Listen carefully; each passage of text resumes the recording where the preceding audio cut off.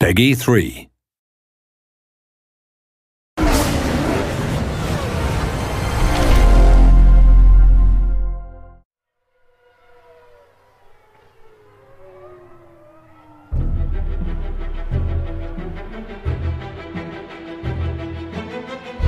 It's really the ultimate experience.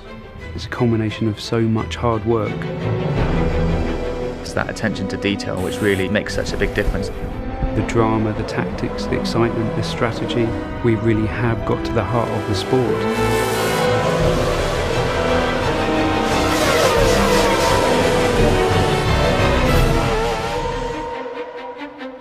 We've had 2 really successful games launched already now for Formula 1.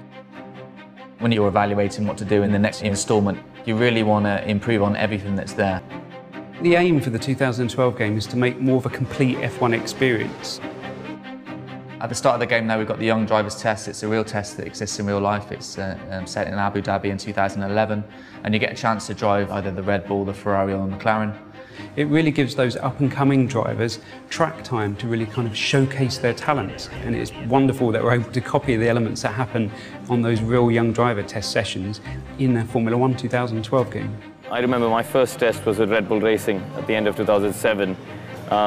And you know, even 3 years later, the people who ran me at the test still remember the job that you did, you know, so the first impression really is important. People still talk about the first time Lewis tested at Silverstone for McLaren, and you know, so it is a hugely important day for a racing driver.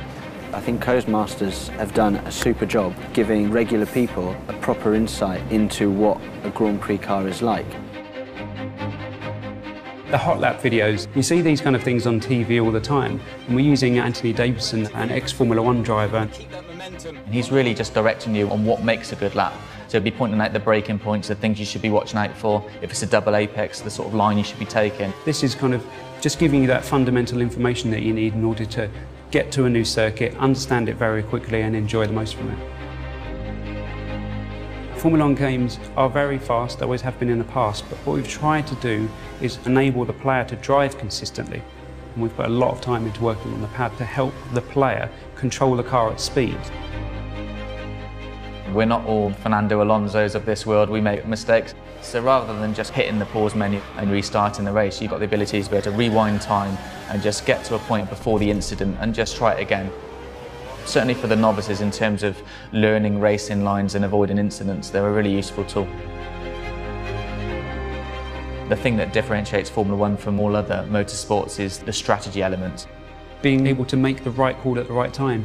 You might not be the quickest driver, you might not have the quickest car, but you can balance the elements. You've got fuel mixtures you can dial up and dial down. You've got different pit stops. Do you stop twice? Do you try and run longer? It's a thinking man's racing game.